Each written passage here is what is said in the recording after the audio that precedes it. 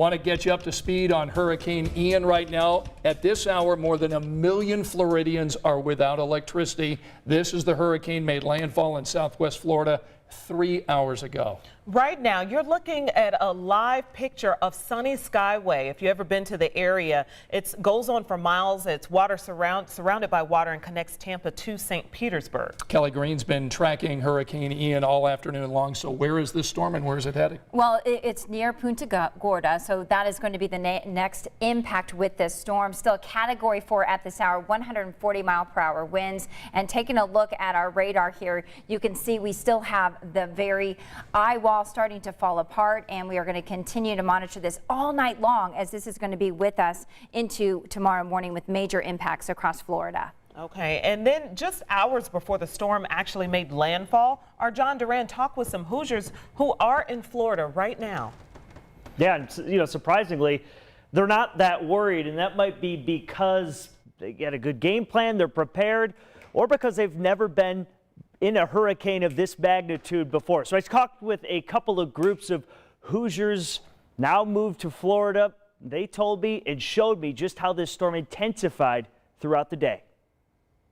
This is at the front of the house where we're at. The last few moments preparing for disaster. Front boarded, the sides boarded. Miles Cook is more familiar with the Midwest tornado season. Yeah, one guy still out here risking it all. Hunkering down as a hurricane approaches his Sarasota home. It's just kind of the waiting game, I guess, waiting for it to get bad. Because back home, when a storm comes, it just hits you and you don't really know where.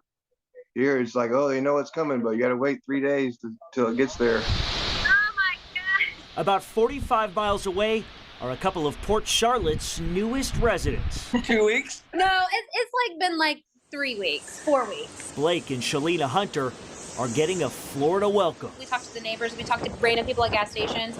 Everybody says no, don't leave, hunker down unless you're like at zone A. Just hunker down. And some of the trees actually inside the pool. I don't know if you can see that. It's honestly just been a patience game, waiting. It's waiting for what you know is inevitable. It's just hope that you're planned, hope that you're ready, and this is something new for all of us. And like everyone in Ian's path, they're expecting the worst, but hoping for the best. Oh, it's still okay.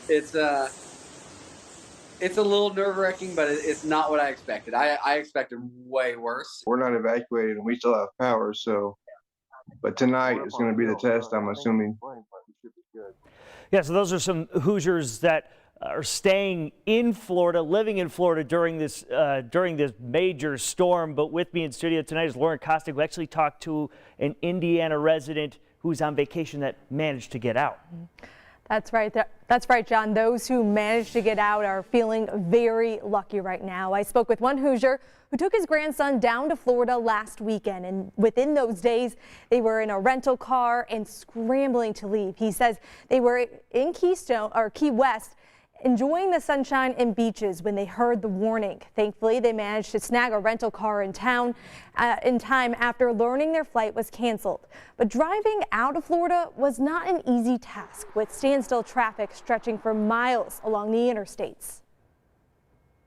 It was well over an hour and a half that we were stuck in that traffic, just going bumper to bumper. And everybody was patient, nobody's causing any trouble. And everybody's just taking their time, realizing that there's a whole lot of people behind us that are going through the same thing that we're going through. Kevin tells me it was crazy to see how quickly the weather changed. They took this photo by the southernmost point buoy in Key West, and you can see right there, less than a day later, they saw videos of waves crashing on top of it. After a very long road trip, the two got home late last night, and they tell me they are just grateful to have left when they did, because they know a few hours later could have made such a huge difference. Scott and Felicia. Absolutely. Thank you so much, Lauren.